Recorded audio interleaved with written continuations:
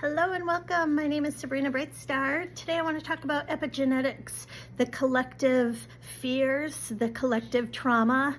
I want to talk about Orion War. I want to share all things. But first I want to play with you. Do you want to play with me? I have a new toy. Ta-da-da-da. This is a steel tongue drum.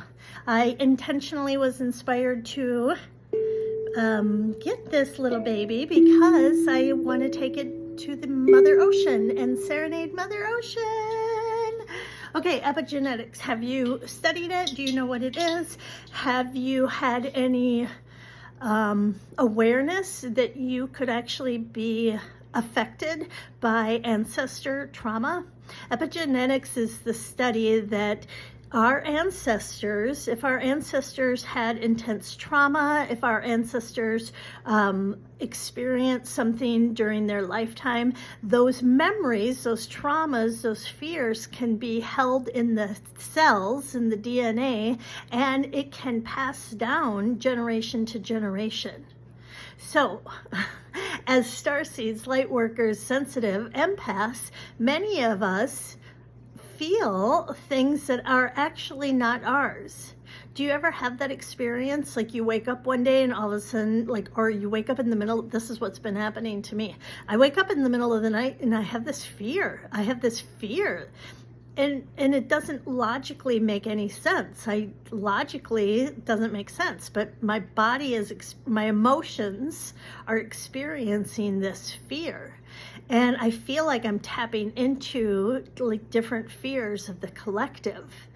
And I like this concept of epigenetics because it gives me insight, it gives me data to help me process my day-to-day life. So what I like to do when I'm catching or I have an intuitive hit that my emotional body is holding on to or remembering traumas or parallel lives, past lives, whatever you want to call it, and I can intentionally rewire my brain. I can intentionally hold space for the trauma. I don't have to judge it as bad. I don't have to judge it as that it's a terrible thing. I can just have awareness. I can have insight that I intuitively, as a sensitive empath, and as the veils are thinner and thinner and thinner, we're feeling more and more and more and more. Are you noticing how sensitive you're becoming? And sometimes people think being an empath, it's not a blessing, right? Because when you get to feel all the feels, that doesn't seem like a gift or a blessing. So how can we use our superpower of being an empath? How can this multidimensional ability actually be a gift and a contribution and a blessing? Well, first of all, I always like to think, I have the firm belief that life is happening for me. So I have this belief that if I intentionally incarnated as a super sensitive being, there must have been a reason that I chose to do this. And so I trust in the wisdom of my creation. I trust in the wisdom of how I wanted to incarnate. And I trust that there's value, there's wisdom in it. And then one of the things that I like to do is okay, well, maybe I just have the capacity to feel a lot. Maybe not everyone has this capacity. Maybe not everyone was willing to take on this capacity. So first of all, I can look at this capacity as a superpower.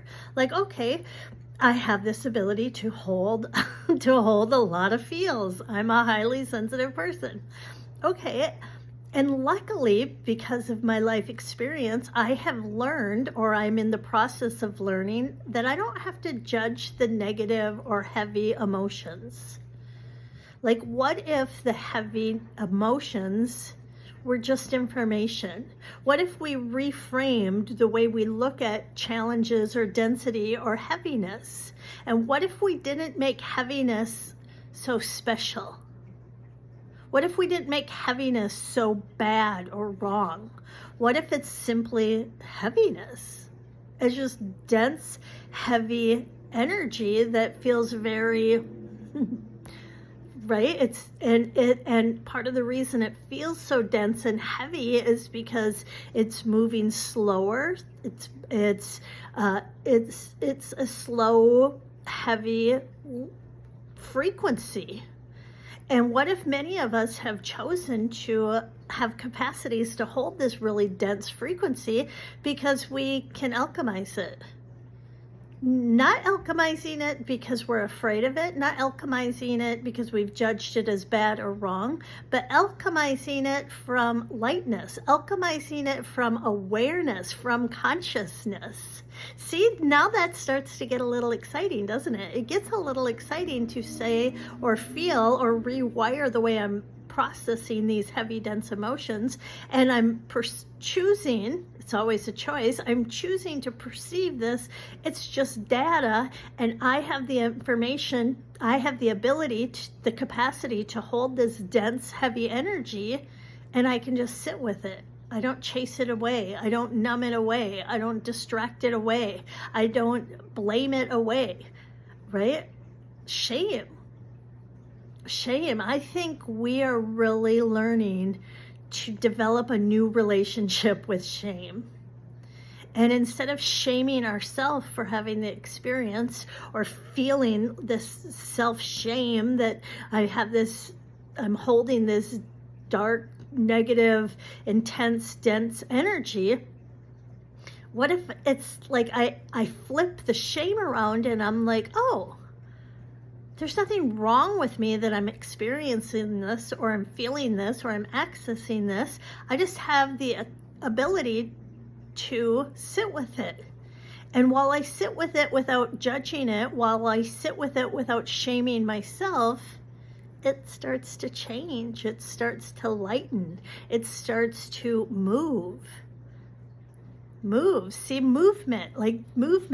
Dense, heavy energy tends to be very rigid, slow, contracted, right? So it's intensity without a lot of movement. But if we can sit with it, when we can just allow it, when we can just perceive it as like, oh, maybe I'm tapping into what my ancestors went through. They say with epigenetics, like in the Holocaust, if you were born from Holocaust survivors, your body, your DNA might be that, like, it might be easy for you to feel that Holocaust trauma experience. Certain people are dispositioned to easily feel depression, anxiety, and it's not theirs. It's their ancestors. So just realizing, like, holy shit, like, there has been so much trauma on this planet, off this planet. I want to talk about Orion, the Orion Wars. They say Star Wars. I heard Bashar recently say Star Wars is kind of was a download, right? In our reality, it was a download from someone who was tapping into the Orion Wars, the Dark Wars. Whereas Star Trek is someone tapping into a parallel reality of the future, of where we are going as an interstellar alliance, joining our galactic family and just traveling the cosmos and observing different civilizations. Right? Like two different energies. One is like a tourist traveling the world, traveling the cosmos, meeting different cultures, different species. Star Wars is heavy, dense wars, like it's called Star Wars, the War of the Star, right? So many of us, I was listening to, I don't know if she calls it Conversations with JJ or Light Language with JJ or something. Her name is JJ. And she was talking about the Orion frequency is really showing up right now. Why? Because many of us have the ability, the capacity, the epigenetics. We come from, there's an aspect of our soul, our spirit that comes from Orion. And our DNA has memory of the intense trauma, the wars, the destruction, the cruelty. And so we're cleaning it, right? We're cleaning it, not cleaning it, allowing it. We're allowing, acknowledging it. Oh, that's such a good word. That's such a good word. We're acknowledging the intensity. We're acknowledging the density, not shaming it. The days of shame are over. I heard the best thing about Germany. And in Germany, right, where Hitler existed, in Germany, they teach their children about history without shame. They don't shame the children into feeling guilty that they're Germans. They educate the children that this is where you came from. This is what our ancestors did. And now we can do better. Now we have more awareness. We have more consciousness. So the children have no shame that they're Germans. The children have no shame that their ancestors did X, Y, and Z. Instead, they use the information, the data, to enlighten, to elevate, to allow in higher frequency, higher consciousness, higher awareness, so they can make new choices. So if we think of the Orion Wars, right, we can think of the like the lower harmonics, like the lower versions, the denser versions of our ancestors that participated in dense, challenging war frequency. And there's elevated versions of Orion. There's the higher harmonics. There's the higher states of aspects of that consciousness that is enlightened, that is more aware, that holds more consciousness, that holds heart frequency, that can function differently because their consciousness is broader, lighter.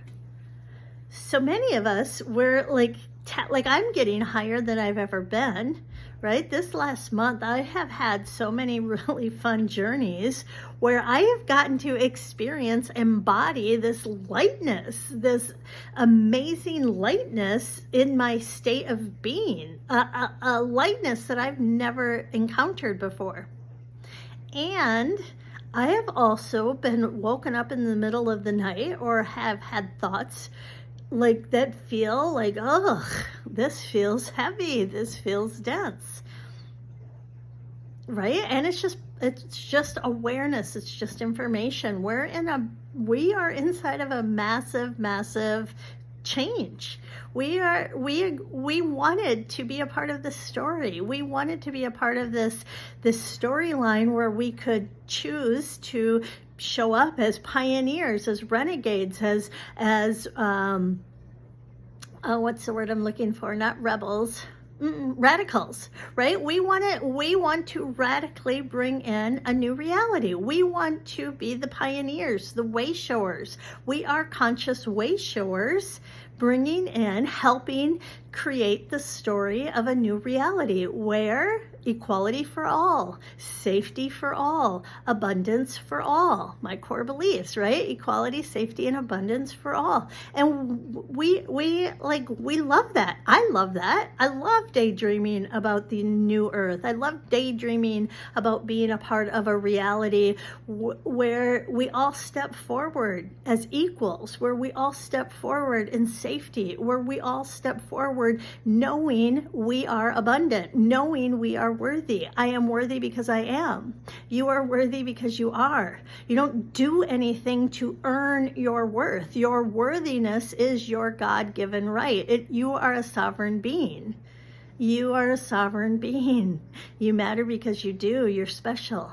And so we're all bringing a piece of the story. We're all bringing a unique energy signature. We all have our unique, you have your unique fingerprint, you have your unique soul print, and you're special, you're unique. And we're coming together, standing up as an equal collective, as an equal group, as an equal civilization, getting ready to take our place in the interstellar alliance. I love that. Makes me so happy. Can you tell the air quality? Can you see it? Like outside, the air quality is pretty bad. They have like these notices, air quality warning, don't go outside. But I still go outside because I gotta love the ocean. So thanks for listening. I hope you're having a great day.